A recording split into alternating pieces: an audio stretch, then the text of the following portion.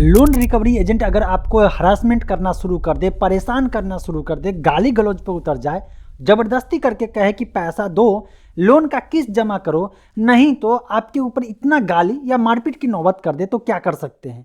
क्या loan recovery agent जो है आपको गाली दे सकता है? अगर गाली भी दे दे तो उसका जो है कंप्लेन कहाँ करेंगे और इसके बाद उस पर क्या क्या एक्शन हो सकता है, क्या स्टेप होता है, कहाँ पे जाना होगा, ये सारी चीज़ समझेंगे आज के इस वीडियो में। सबसे पहली बात दोस्तों, लोन रिकवरी एजेंट जो है ना, बड़े बड़े लोन में ज़्यादा परेशान नहीं करते हैं, कर भी नहीं सकते हैं, क्योंकि वहाँ पे जब अगर जाएंगे तो ऑलरेडी पता है कि सामने वाला बंदा जो है एजुकेटेड है और ज़्यादा अगर परेशान करेंगे तो उसके अगेंस्ट एक्शन ले लेगा। मालूम है, लोन रिकवरी एजेंट का जो कॉल आता है, अगर आपको बेटाइमली कॉल आता है तब भी आप जो है कंप्लेन कर सकते हैं, और जिस कंपनी से आपने लोन लिया उसका एजेंट सच में आपको कॉल करके परेशान कर रहा है तो उस पर भी एक्शन हो जाएगा, उस लोन देने वाली कंपनी पे भी एक्शन हो जाएगा। कॉल करने का जो टाइम है सुबह 8 बजे से लेकर के शाम 7 बजे तक है। अगर सुबह 8 बजे से पहले या शाम 7 बजे के बाद अगर कॉल करता है और प्रूफ आप दिखा देते हैं, प्रूफ सबमिट कर दीजिएगा, तो उसके ऊपर एक्शन हो जाएगा। कौन एक्शन लेगा भाई? सबके ऊपर तो कोई ना कोई रहता होगा, सबके ऊपर जो है जो रेगुलेटरी बॉडी है वो रहता है। अब आपको इसे समझना पड़ेगा कि ये जो लोन रिकवरी एजेंट होता है ये किसका आदमी होता है? जिस कंपनी से आपने लोन लिया है उसका होता है। अगर उसका ऑथराइज पर्सन है, उसने एजेंट रखा है लोन रिकवरी करने के लिए, वो जो अगर सिर्फ गाली भी दे दिया तभी उसके अगेंस्ट एक्शन होगा। ऐसा क्यों? आप सोच रहे होंगे कि यार कोई पैसा लेता है तो गाली गलौज तो कर ही देगा, ये नॉर्मल बात है ना।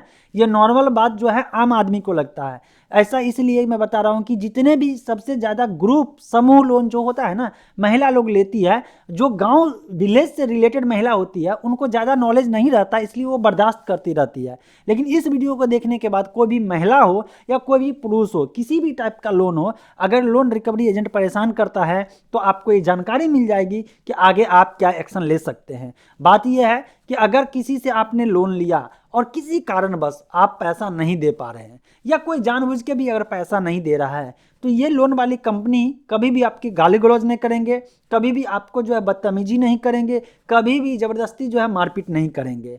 अब आप जान लीजिए, वो ज़्यादा से ज़्यादा वो रिपोर्ट कर सकते हैं, आपका जो है सिविल खराब हो जाएगा और बाद में कोई भी आपको लोन नहीं देगा। इससे ज़्यादा होगा तो वो लीगल में जाएंगे, लीगल में जाएंगे, कोर्ट में जाएंगे, कोर्ट में जाएंगे तो लास्ट में जाकर के जो है आपका जो लोक अदालत लगेगा, वहाँ पे लोन का सेटलमेंट होगा। या तो पूरा का पूरा वो पैसा ले जाएंगे या तो लोन सेटलमेंट करके आपके परमानेंट लाइफ टाइम जो है कोई भी कंपनी लोन नहीं देगा। ये चीज़ आपका क्रेडिट स्कोर में रिफ्लेक्ट होगा, इससे ज़्यादा वो कुछ नहीं कर सकता है। ये नहीं है कि वो गाली दे देगा, ये नहीं है कि वो बदतमीजी कर देगा, मारपीट पे आ जाएगा, ऐसा कुछ भी नहीं है। ना उसके पास राइट है, और करे तो तुरंत रिटर्न कंप्लेन करिए। अगर कभी मारपीट की नौबत आ जाए, कोई मारपीट पे उतर जाता है, तो तुरंत में लोकल जो थाना है वहाँ पे एफआईआर कर दीजिए उसके नाम से। अगला काम क्या करिए, अगर कोई गाली गलौज करता है तो क्या करिए, आप पहले जो है उस लोन कंपनी है ना उसके जो ऑफिस होगा, अगर कोई लोकल ऑफिस है तो वहाँ जाइए। अगर आप ऑनलाइन मान लीजिए सिस्टम है, जो वेबसाइट जान रहे हैं, उसका ईमेल जान रहे हैं या कॉन्टैक्ट नंबर जान रहे हैं, वहाँ पे अगर ईमेल आईडी है तो रिटर्न कंप्लेन वहाँ पे डालिए, लिखित में ईमेल करिए ताकि वो प्रूफ रह सके।